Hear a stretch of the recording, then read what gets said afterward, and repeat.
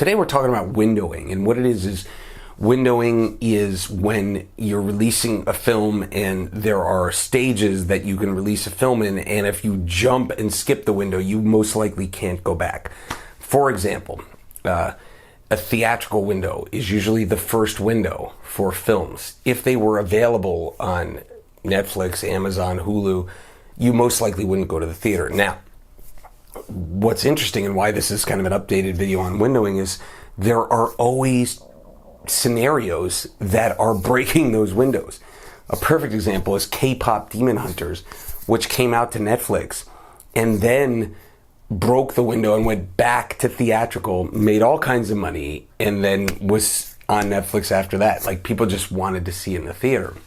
So I think when a film is marketable or catches an audience, then it could be extremely successful going back to other windows. Stranger Things was another example. And now this is Netflix, and they have a lot of power. They have a lot of power to market, and they have a lot of budget.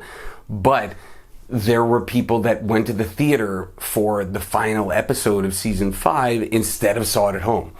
What's interesting, and it may be a change in the atmosphere these days, is that people are getting back into theaters. The young people are getting back into theaters because theatrical experience is unique, right? And it's communal. And when you're watching an action film or when you're watching a comedy, watching it in a crowd is so much better, and you feel that energy versus sitting on your couch. Doesn't matter how big your screen is or how great your sound is.